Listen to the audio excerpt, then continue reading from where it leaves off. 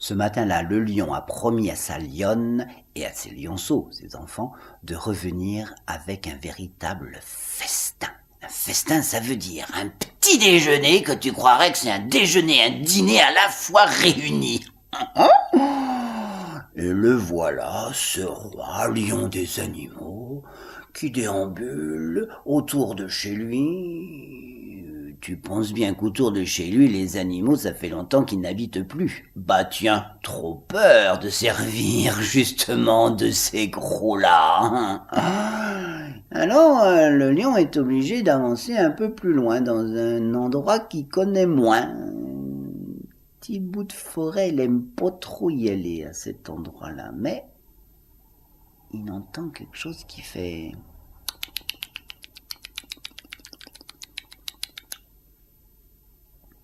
Un petit rongeur pour commencer. Et le lion met sous ses pattes les coussins qui fait que quand il avance, on ne l'entend plus, aucun bruit. Et c'est là qu'il le voit.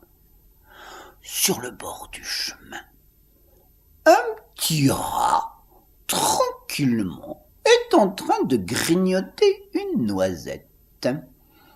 Le lion l'interpelle. Tu te prends pour un écureuil, monsieur le rat? Le rat se retourne et au lieu de faire « Oh, mon Dieu, un lion !» tu vois, enfin, d'être effrayé, quoi, hein, il se retourne et lui dit « Bah non, quand même, je fais bien que je suis un rat, je suis pour un écureuil, monsieur le roi !» Le lion, amusé, commence à ouvrir sa grande gueule, et je sais pas si tu l'as déjà vu, parce qu'on ne dit pas une bouche pour un lion, on dit une gueule. Et je sais pas si tu as déjà vu une gueule de lion, mais quand elle s'ouvre une gueule de lion avec les fourchettes en haut et les couteaux en bas, ça fait peur. Surtout qu'en plus, il en rajoute. Je crois, monsieur le lion, que tu devrais pas m'enlever. Et pourquoi?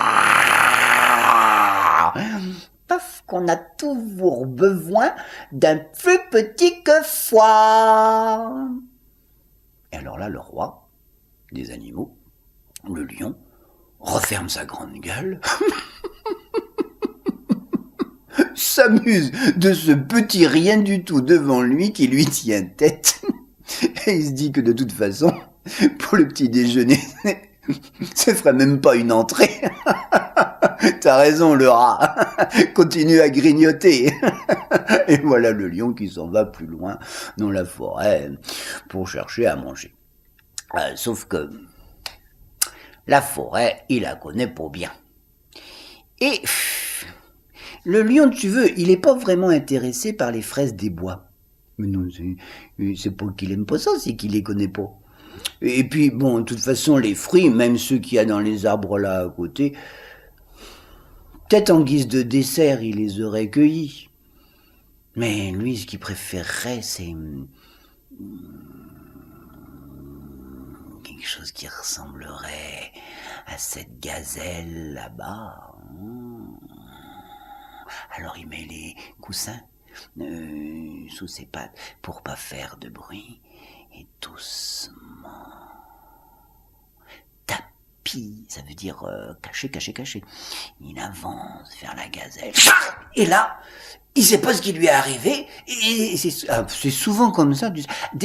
Quand tu cherches, eh ben tu fais pas attention des fois. Oh, mais des fois, tu mets le pied où il faut pas. C'est ce qu'il a fait. Sauf que lui, c'est la patte. Il l'a mis dans un endroit que le piège s'est refermé sur lui. Un piège de chez piège. Un piège, un gros piège. Un piège, c'est un filet. C'est un filet qui l'a entouré complètement, qui l'a propulsé dans les airs, qui l'a monté en l'air jusqu'à accrocher à la branche qui est tout en haut. Et alors là, maintenant, il est dans le filet et il peut pas s'en sortir. Bah, pourtant, il a des grandes dents, il a une grande bouche, tu me dirais. Et puis, il a des grandes griffes, il pourrait griffer le filet, mordre le filet, mais sa bouche est trop grande et ses griffes arrivent pas à gripper les mailles du filet. Les mailles, c'est ce qui sert à faire le filet. Et là, il rugit. Il rugit tellement que tous les animaux restent chez eux bien au chaud en se disant que cette colère-là, ils n'ont pas envie du tout d'y participer. Sauf monsieur le rat qui vient juste de finir de grignoter et qui se dit que le roi des animaux doit bien être empêtré, doit bien être embêté pour rugir autant. Et voilà mon petit roi, bien dodu de sa noisette, qui avance dans la forêt. Vous t'avez bien dit qu'on avait toujours besoin d'un plus petit que foi. Et mon rat, sans se moquer, grimpe le long du tronc, s'achemine tranquillement mais précautionneusement sur la branche qui tient la ficelle, qui tient le filet dans lequel le roi lion est emprisonné. Il descend le rat le long de la ficelle, s'attaque là aux premières mailles du filet. Puis le rat, il a les dents bien affûtées, juste ce qu'il faut